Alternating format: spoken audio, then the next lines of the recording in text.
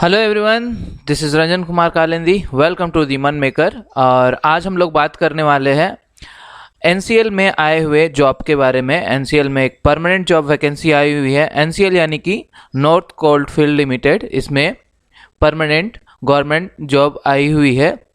तो इसके साइट में जब आप इसके कैरियर सेक्शन पे जाओगे तो इसके कैरियर सेक्शन में आपको एक रिक्रूटमेंट का मिलेगा। यहाँ पे आप क्लिक करना, तो आप इसके रिक्रूटमेंट प्रोसेस पे चले जाओगे और यहाँ पर आपको मिलेगा ये एडवर्टाइजमेंट का लिंक। ठीक है, इसे आप क्लिक करना, इससे आपको एक पीडीएफ मिल जाएगा। ये पीडीएफ में सारा कुछ डिटेल्स में दिया हुआ है, सारा सिलेबस वगैरह, सिलेक्शन प्रोसेस क्या है, क्वालिफिकेशन क्या रहेगी, कैसे अप्लाई करना है, फ़ी कितना है, सारा कुछ डिटेल्स दिया हुआ है।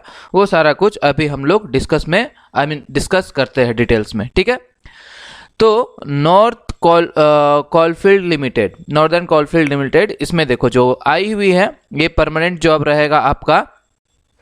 इसकी पोजीशन और एसेंशियल क्वालिफिकेशन की बात करें तो इसमें असिस्टेंट फोरमैन ईएनटी वाले लोगों के लिए, यानी कि जिसने डिप्लोमा किया हुआ है इलेक्ट्रॉनिक्स इंजीनियरिंग से, वो इस पोस्ट के लिए एलिजिबल है। असिस्टेंट फोरमैन ईएनटी, डिप्लोमा और लेवल एंड हायर क्वालिफिकेशन, मतलब आपने डिप्लोमा करने के बाद डिग्री भी किया हुआ है तो भी आप इसमें अप्लाई कर सकते हैं, बट आपके पास डिप्लोमा का सर्टिफिकेट होना चाहिए। ठीक है, तो डिग्री वाले लोग भी इसमें एलिजिबल है। इसी तरह असिस्टेंट फोरमैन मैकेनिकल वाले लोगों के लिए, जिसने मैकेनिकल ब्रांच से डिप्लोमा की रखी हुई है, उन लोगों के लिए भी ये एलिजिबल है। और सेम इसमें भी आपको बोला क्या है कि हायर क्वालिफिकेशन, मतलब आपने अगर इंजीनियरिंग भी की हुई है आफ्टर डिप्लोमा तो आप इस फॉर्म को अप्लाई कर सकते हो। असिस्टेंट फोरमैन इलेक्ट्रिकल के लिए भी आपका सेम चीज़ है। इलेक्ट्रिकल इंजीनियर में आपका क्या होना चाहिए, डिप्लोमा का डिग्री होना चाहिए। ठीक है, तो ये हो गया आपका क्वालिफिकेशन, यानी कि जिसने डिप्लोमा किया हुआ है इलेक्ट्रॉनिक्स ब्रांच से, मैकेनिकल ब्रांच से और इलेक्ट्रिकल ब्रांच से, सो वो लोग इस जॉब के लिए एलिजिबल है। ठीक है, तो इसका जो लास्ट डेट रखा गया फॉर्म भरने का वो 5 फरवरी 2024 रखा गया है।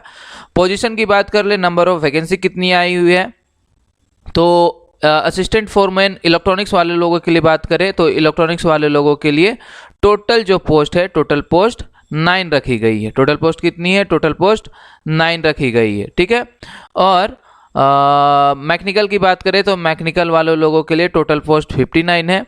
उसके बाद इलेक्ट्रिकल की बात करें तो इलेक्ट्रिकल में आपका 2 चीज़ है। ठीक है, तो इसमें एक E&M है, electrical and mechanical and excavation. तो इसमें क्या है, इसमें एक में 48 पोस्ट दे रखी हुई है और एक में 34 पोस्ट दे रखा है। अगर आप इलेक्ट्रिकल पोस्ट के लिए अप्लाई करते हो इस पोस्ट के लिए, तो आप मतलब इन दोनों पोस्ट के लिए अप्लाई किए हुए हो, इसमें ऐसा मेंशन किया हुआ है। मतलब 48 + 34 ये आपका टोटल हो गया, टोटल नंबर ऑफ पोस्ट हो गया। ठीक है, तो तीनों ब्रांच का मिलाकर बात करें तो 150 पोस्ट निकाली गई है इस एनसीएल में। ठीक है, और इसमें अब बात करें, जैसे देखो यहाँ पे दे रखा हुआ है डिटेल्स में क्वालिफिकेशन के बारे में। जैसे ईएनटी, असिस्टेंट फोरमैन ईएनटी वाले लोगों के लिए डिप्लोमा होना चाहिए इलेक्ट्रॉनिक्स का 3 साल का, और इसमें अगर आपने बीटेक भी कर रखा है, डिग्री भी कर रखा है इलेक्ट्रॉनिक्स से या इलेक्ट्रॉनिक्स एंड कम्युनिकेशन से और टेलीकम्युनिकेशन से, तो भी आप इस फॉर्म को अप्लाई कर सकते हैं।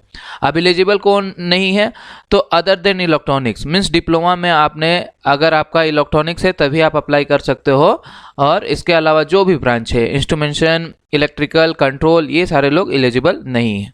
उसी तरह मैकेनिकल में भी आपने मैकेनिकल किया हुआ है डिप्लोमा से और इंजीनियरिंग की रखी है तो भी आप एलिजिबल हो। अगर आपने इंजीनियरिंग नहीं भी की हो, मतलब आपके पास केवल डिप्लोमा है, तो भी आप अप्लाई कर सकते हो। ठीक है, अगर केवल आपके पास डिप्लोमा डिग्री है तो भी आप अप्लाई कर सकते हो ये तीनों पोस्ट में अकॉर्डिंग टू योर ब्रांच। ठीक है, और उसी तरह इलेक्ट्रिकल का भी सेम है, इलेक्ट्रिकल होना चाहिए डिप्लोमा का डिग्री, और अगर आपने डिग्री भी किया हुआ है तो भी अच्छी बात है। ठीक है, तो ये सारा था डिटेल्स क्वालिफिकेशन के बारे में। अब देखो यहाँ पे पे स्केल दे रखा हुआ है और ट्रेनिंग के बारे में बताया गया है। मतलब अगर आपका इसमें सिलेक्शन होता है, सपोज आप इलेक्ट्रॉनिक्स ब्रांच से हो, तो आपका अगर इसमें सिलेक्शन होता है तो मंथली जो आपकी सैलरी होगी वो होगी 47,330,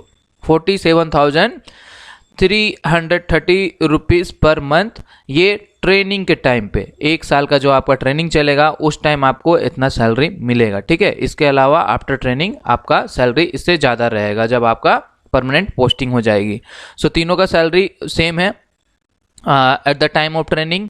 जो ट्रेनिंग होने वाली है इलेक्ट्रॉनिक्स वाले लोगों के लिए 1 साल का है, मैकेनिकल वाले लोगों के लिए 2 साल का है, और इलेक्ट्रिकल से जो है उन लोगों का भी 2 साल का ट्रेनिंग है, ठीक है। अब इसमें बात करें एज, तो मिनिमम एज जो है वो आपका 18 ईयर होना चाहिए और मैक्सिमम एज लिमिट रखी गई है 30 ईयर, मतलब 30 साल तक के जो है वो अप्लाई कर सकते हैं, ठीक है। कैटेगरी वाइज अगर देखें तो यूआर वाले लोग 30 साल तक अप्लाई कर सकते हैं जिनका एज 30 है, मैक्सिमम एज क्या है 30 है। SC ST वाले लोग 5 ईयर का रिलैक्सेशन मिला है, मतलब आपका एज अगर 35 तक है तो आप अप्लाई कर सकते हो। OBC वाले लोग 33 एज तक अप्लाई कर सकते हैं, ठीक है। तो ये हो गई एज की बात। अब एप्लीकेशन फ़ी जो रहेगा आपका, जो आप ये फॉर्म अप्लाई करोगे तो एप्लीकेशन फ़ी रखा गया है UR और OBC वाले लोग के लिए 1000 प्लस GST ऑफ 180 रुपीज़, यानी कि टोटल 1180 रुपीज़ आपको एप्लीकेशन फ़ी रखा गया है इस फॉर्म के लिए। SC ST की बात करें तो SC ST इसमें आपको क्या फ़ी वगैरह नहीं लगेगा, ठीक है। और देखते हैं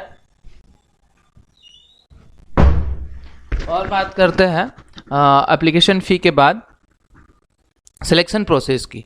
तो सिलेक्शन प्रोसेस इसमें क्या होने वाला है, सिलेक्शन प्रोसेस इसमें आपका होगा कंप्यूटर CBT एक एग्ज़ाम होगी, CBT के एग्ज़ाम के स्कोर के बेसिस पे ही आपका सिलेक्शन होगा इस पे, ठीक है।